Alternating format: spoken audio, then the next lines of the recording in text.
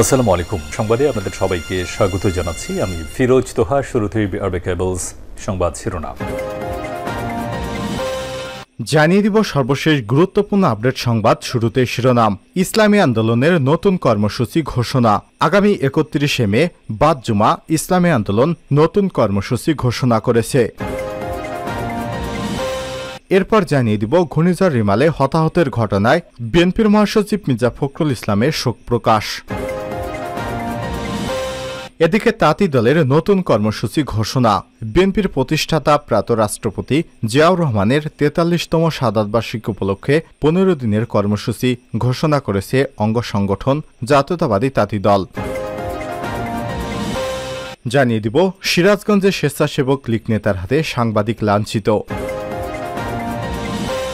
এদিকে ডয়েচে ভেলেকে গাজার গণহত্যা নিয়ে প্রামাণ্যচিত্র তৈরির আহ্বান জানিয়েছেন তথ্য প্রতিমন্ত্রী মোহাম্মদ আলী আরাফাত।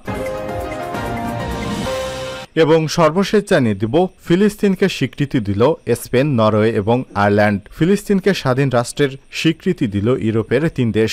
মঙ্গলবার ২৮ মে দেশ ৩টি আনুষ্ঠানিকভাবে এই স্বীকৃতি ঘোষণা করেছে। ফিলিস্তিন স্বাধীন এই ঘোষণা করে স্পেনের প্রধানমন্ত্রী পেদ্রো সানচেস বলেন, স্বাধীন ফিলিস্তিন রাষ্ট্র প্রতিষ্ঠায় মধ্যপ্রাচ্য শান্তির একমাত্র পথ। তিনি বলেন, তার দেশ নরওয়ে এবং আয়ারল্যান্ডের পাশাপাশি আনুষ্ঠানিকভাবে ফিলিস্তিনকে স্বাধীন রাষ্ট্র হিসেবে স্বীকৃতি ঘোষণা করছে। এর আগে গত বুধবার নরওয়ে, স্পেন এবং আয়ারল্যান্ডের শীর্ষ নেতারা পৃথকভাবে ঘোষণা দিয়ে বলেন, ফিলিস্তিনকে তাদের স্বীকৃতি ২৮ মে থেকে কার্যকর হবে। পাশাপাশি তারা আরও অন্যান্য ইউরোপিয়ান দেশকে তাদের এই ঘোষণার সাথে সম্মত হওয়ার আহ্বান জানান। এমন স্বীকৃতিকে আরব নেতারা স্বাগত জানিয়েছে, উচ্ছ্বাস প্রকাশ করেছে ফিলিস্তিনিরা। প্রিয় দর্শক, এতক্ষণ শুনছিলেন সংবাদ শিরোনাম, এবারে বিস্তারিত। তবে তার আগে অনুরোধ থাকবে, আপনি কোন স্থান থেকে আমাদের সংবাদটি দেখছেন কমেন্ট করে জানিয়ে দিন। এই সংবাদ সম্পর্কে আপনার মূল্যবান মতামত। প্রিয় দর্শক, আপনি যদি আমাদের চ্যানেলে নতুন হয়ে থাকেন, ভিডিওটি দেখতে দেখতে চ্যানেলটি সাবস্ক্রাইব করে রাখুন, যাতে করে আমাদের লেটেস্ট আপডেট সংবাদগুলো সবার আগে আপনার কাছে পৌঁছে যায়। এবারে বিস্তারিত। ইসলামী আন্দোলনের নতুন কর্মসূচি ঘোষণা। এবার নতুন কর্মসূচি ঘোষণা করেছে ইসলামী আন্দোলন বাংলাদেশ। ঘোষিত কর্মসূচি অনুযায়ী শুক্রবার ৩১ মে বাদ জুমা ইসলামী আন্দোলন বাংলাদেশের উদ্যোগে ফিলিস্তিনে ইসরায়েলের আক্রমণ এবং হত্যাযোগ্য বন্ধ, স্বাধীন ফিলিস্তিন রাষ্ট্র প্রতিষ্ঠা এবং বাইতুল মুকাদ্দাস মুক্ত করার দাবিতে বাইতুল মোকাররম উত্তর গেটে গণমিছিল হবে। মঙ্গলবার ২৮ মে দলটির এক যৌথ সভায় এই ঘোষণা দেওয়া হয়। ঢাকায় পুরনো পল্টনে আইএবি মিলনায়তনে ইসলামী আন্দোলন বাংলাদেশ সহযোগী সংগঠনের যৌথ প্রস্তুতি সভা অনুষ্ঠিত হয়। এরপরই কর্মসূচি সাফল্যে ব্যাপক প্রস্তুতি নেওয়া হয়েছে বলে জানিয়েছে দলটি। যৌথ সভায় সভাপতির বক্তব্যে ইসলামী আন্দোলন বাংলাদেশের মহাসচিব মাওলানা ইউনুস আহমেদ বলেছেন, ফিলিস্তিনকে স্বাধীন রাষ্ট্র হিসেবে প্রতিষ্ঠা এবং ইসরায়েলের বিরুদ্ধে মুসলিম দেশগুলোকে এগিয়ে আসতে হবে। দখলদার ইসরায়েল ফিলিস্তিনে বর্বর হামলা করে হাজার হাজার বেসামরিক নারী, পুরুষ, শিশু গণহত্যা করছে। পুরো গাজাকে একটি জেলখানায় পরিণত করেছে। সেখানে ইতিহাসের জঘন্যতম নির্মমতা চালানো হচ্ছে। গত ৭ থেকে ৮ মাসে প্রায় ৪০,০০০ ফিলিস্তিনিকে হত্যা করেছে। আর এসবই হচ্ছে যুক্তরাষ্ট্রের মদদে। তিনি আরো বলেন, ফিলিস্তিনকে স্বাধীন রাষ্ট্র হিসেবে প্রতিষ্ঠা আমাদের ন্যায্য দাবি। ঘূর্ণিঝড় রিমালে হতাহতের ঘটনায় ফখরুলের শোক। ঘূর্ণিঝড় রিমালে হতাহতের ঘটনায় গভীর শোক এবং দুঃখ প্রকাশ করেছেন বাংলাদেশ জাতীয়তাবাদী দল বিএনপির মহাসচিব মির্জা ফখরুল ইসলাম আলমগীর। মঙ্গলবার ২৮ মে এক সংবাদ বিজ্ঞপ্তির মাধ্যমে এই শোক প্রকাশ করেছেন তিনি। বিজ্ঞপ্তিতে মির্জা ফখরুল বলেন, দেশের উপকূলীয় এলাকার বিভিন্ন এলাকায় প্রবল ঘূর্ণিঝড় রিমালের আঘাতে এখন পর্যন্ত তথ্যমতে ১৬ জনের মর্মান্তিক মৃত্যু এবং ৪০ লাখের কাছাকাছি মানুষ বিভিন্নভাবে ক্ষতিগ্রস্ত।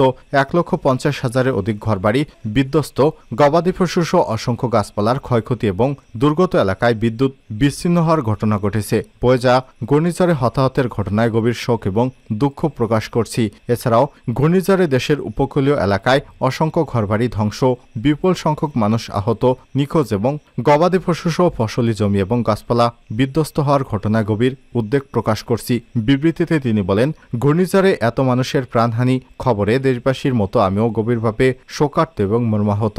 এই মর্মান্তিক প্রাকৃতিক দুর্যোগ এবং হৃদয় বিদারক ঘটনায় দুঃখ প্রকাশের ভাষা আমার জানা নেই। এদেশের মানুষ প্রাকৃতিক দুর্যোগের সঙ্গে লড়াই করেই টিকে থাকে। যুগ যুগ ধরে এদেশে কষ্ট সহিষ্ণু মানুষ প্রাকৃতিক দুর্যোগ সহ নানা প্রতিকূল পরিস্থিতি মোকাবেলা করে নতুনভাবে সামনের দিকে এগিয়ে গেছে। আমি বিশ্বাস করি সংশ্লিষ্ট অঞ্চলের দুর্যোগ কবলিত মানুষের ব্যথা বেদনা এবং ক্ষয়ক্ষতি কাটিয়ে উঠে নব উদ্যমে আবার সবকিছু গড়ে তুলতে সক্ষম হবে। আমি মহান রব্বুল আলামিনের দরবারে প্রার্থনা করছি তিনি যেন ঘূর্ণিঝড় কবলিত সহায় সম্বলহীন ক্ষতিগ্রস্ত মানুষের কষ্ট সইবার ক্ষমতা দান করেন। এ সময় বিএনপি এবং এর অঙ্গ সহযোগী সংগঠন সব পর্যায়ের নেতাকর্মীদের অবিলম্বে উপকূলীয় এলাকায় ক্ষতিগ্রস্ত মানুষের পাশে দাঁড়ানোর জোর আহ্বান জানান বিএনপির মহাসচিব মির্জা ফখরুল ইসলাম। তাঁতি দলের নতুন কর্মসূচি ঘোষণা। বিএনপির প্রতিষ্ঠাতা প্রয়াত রাষ্ট্রপতি জিয়াউর রহমানের ৪৩তম শাহাদাত বার্ষিকী উপলক্ষে ১৫ দিনের নতুন কর্মসূচি ঘোষণা করেছে দলটির অঙ্গ সংগঠন জাতীয়তাবাদী তাঁতি দল। সোমবার ২৭ মে জাতীয়বাদী তাঁতি দলের আহ্বায়ক আবুল কালাম আজাদ, সদস্য সচিব মুজিবুর রহমান স্বাক্ষরিত এক যৌথ বিবৃতিতে এই কর্মসূচি ঘোষণা করা হয়েছে। আগামী ৩০ মে থেকে ১৪ জুন পর্যন্ত এই কর্মসূচি পালিত হবে। কর্মসূচির মধ্যে রয়েছে আলোচনা সভা, দোয়া মাহফিল এবং দুস্থদের মাঝে খাবার বিতরণ। সারা দেশের জেলা, মহানগর, উপজেলা এবং পৌরসভা সহ সংগঠনের সব ইউনিটে স্থায়ী সুবিধা অনুযায়ী পালিত হবে এই কর্মসূচি। বিএনপির সঙ্গে আলোচনা সাপেক্ষে একসঙ্গে অথবা পৃথকভাবে জিয়াউর রহমানের শাহাদাত বার্ষিকী কর্মসূচি পালন করতে সংগঠনের সব ইউনিটকে পরামর্শ দিয়েছে তাঁতি দল। ১৯৮১ সালের ৩০ মে রাষ্ট্রপতি থাকা অবস্থায় চট্টগ্রামে একদল সৈন্যের গুলিতে নিহত হন জিয়াউর রহমান। বিএনপি দিনটি তার শাহাদাত দিবস হিসেবে পালন করে। সিরাজগঞ্জের স্বেচ্ছাসেবক লীগ নেতার হাতে সাংবাদিক লাঞ্ছিত। সিরাজগঞ্জের চৌহালিতে উপজেলা নির্বাচনের পর্যবেক্ষক কার্ড আনতে যাওয়ার পথে স্বেচ্ছাসেবক লীগ নেতা এবং ভাইস চেয়ারম্যান প্রার্থীর ভাইয়ের হাতে লাঞ্ছিত হয়েছে দুই সাংবাদিক। মঙ্গলবার ২৮ মে সকালে উপজেলার কুরকি বেবি স্ট্যান্ড এলাকায় এই দুর্ঘটনা ঘটে। লাঞ্ছিত সাংবাদিকরা হলেন কালবেলার চৌহালি প্রতিনিধি ইমরান হোসেন আপন এবং দৈনিক দেশ বাংলার চৌহালি প্রতিনিধি আল ইমরান মনু। অভিযুক্ত ভিপি রবিউল চৌহালি উপজেলা স্বেচ্ছাসেবক লীগের সভাপতি এবং উপজেলা পরিষদ নির্বাচনে অংশ নেয়া ভাইস চেয়ারম্যান প্রার্থী মোল্লা বাবুল আক্তারের চাচাতো ভাই। সাংবাদিক ইমরান হোসেন আপন বলেন, আমরা দুইজন উপজেলা নির্বাচনে সাংবাদিক পর্যবেক্ষক কার্ডের জন্য উপজেলা পরিষদ যাচ্ছিলাম।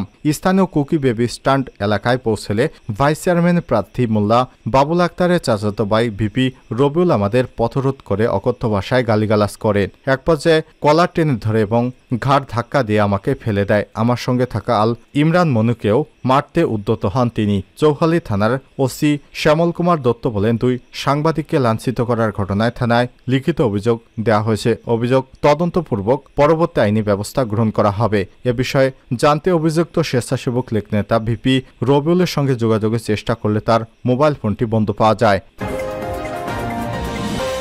ফিলিস্তিনকে স্বীকৃতি দিল স্পেন, নরওয়ে এবং আয়ারল্যান্ড। ফিলিস্তিনকে স্বাধীন রাষ্ট্রের স্বীকৃতি দিল ইউরোপের ৩ দেশ, স্পেন, নরওয়ে এবং আয়ারল্যান্ড। মঙ্গলবার ২৮ মে দেশ তিনটি আনুষ্ঠানিকভাবে এই স্বীকৃতি ঘোষণা করেছে। ফিলিস্তিনের স্বীকৃতি ঘোষণা করে স্পেনের প্রধানমন্ত্রী পেদ্রো সানচেজ। তিনি বলেন, স্বাধীন ফিলিস্তিন রাষ্ট্র প্রতিষ্ঠাই মধ্যপ্রাচ্যের শান্তির একমাত্র পথ। তিনি বলেন, তার দেশ নরওয়ে এবং আয়ারল্যান্ডের পাশাপাশি আনুষ্ঠানিকভাবে ফিলিস্তিনকে স্বাধীন রাষ্ট্র হিসেবে স্বীকৃতি ঘোষণা করছে। স্পেনের সরকারি মুখপাত্র পিলার আলেগ্রিয়া ঘোষণা করেছেন, মন্ত্রিসভা ফিলিস্তিনকে স্বাধীন রাষ্ট্রের স্বীকৃতি দেওয়ার একটি গুরুত্বপূর্ণ সিদ্ধান্ত গ্রহণ করেছে। আর এই স্বীকৃতির উদ্দেশ্য ইসরায়েল এবং ফিলিস্তিনিদের মধ্যে শান্তি প্রতিষ্ঠায় সহায়তা করা। স্প্যানিশ প্রধানমন্ত্রী এই পদক্ষেপকে ঐতিহাসিক ন্যায় বিচার বলে অভিহিত করেছেন। তিনি বলেন, শান্তি প্রতিষ্ঠার একমাত্র পথ হল একটি স্বাধীন ফিলিস্তিন রাষ্ট্র প্রতিষ্ঠা, যা ইসরায়েল রাষ্ট্রের পাশাপাশি আরেকটি স্বাধীন রাষ্ট্র হিসেবে থাকবে। স্প্যানিশ প্রধানমন্ত্রী আরও বলেন, পশ্চিম তীর এবং গাজা একটি করিডোর দ্বারা সংযুক্ত থাকতে হবে এবং পূর্ব জেরুজালেমকে এই স্বাধীন ফিলিস্তিনের রাজধানী হিসেবে কার্যকর করতে হবে।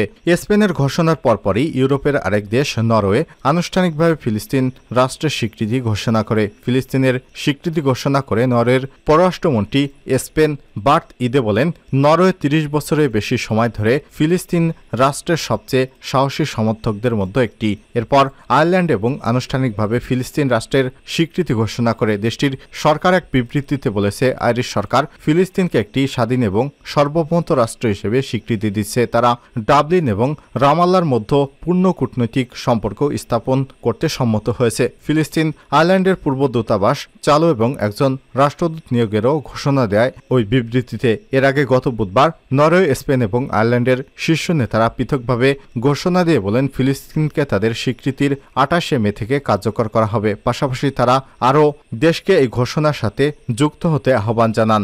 এমন স্বীকৃতিকে আরব নেতারা স্বাগত জানিয়েছেন, উচ্ছ্বাস প্রকাশ করেছেন ফিলিস্তিনিরা। তবে এই পদক্ষেপের নিন্দা জানিয়ে তীব্র প্রতিক্রিয়া দেখিয়েছে ইসরায়েল। তারা ওইসব দেশ থেকে তাৎক্ষণিকভাবে তাদের রাষ্ট্রদূতকে প্রত্যাহার করেছে। নরওয়ের প্রধানমন্ত্রী জোনাস গোহর স্টোর তখন সংবাদ সম্মেলনে জানান, দ্বিরাষ্ট্রীয় সমাধান ইসরায়েলের স্বার্থের জন্যই ভালো। এ সময় তিনি বলেন, নরওয়ে ফিলিস্তিনকে আনুষ্ঠানিক স্বীকৃতি দেবে 28 মে। যদি ফিলিস্তিন রাষ্ট্রকে স্বীকৃতি না দেওয়া হয় তবে মধ্যপ্রাচ্যে কখনোই শান্তি আসবে না। নরওয়ের ঘোষণার পর একটু পরই আয়ারল্যান্ডের প্রধানমন্ত্রী সিমন হ্যারিস সংবাদ সম্মেলনে জানান তার দেশও শিগগিরই ফিলিস্তিনকে স্বীকৃতি দেবে। তিনি বলেন, আজ মঙ্গলবার আয়ারল্যান্ড, নরওয়ে এবং স্পেন ঘোষণা দিচ্ছে যে আমরা ফিলিস্তিনকে রাষ্ট্র হিসেবে স্বীকৃতি দিচ্ছি। এই দেশগুলো এই সিদ্ধান্ত কার্যকর করার জন্য প্রয়োজনীয় জাতীয় পদক্ষেপ গ্রহণ করবে। এ সময় তিনি বলেন, আমি আত্মবিশ্বাসী যে অন্যান্য দেশগুলো আমাদের পথ অনুসরণ করবে এবং প্রয়োজনীয় পদক্ষেপ গ্রহণ করবে।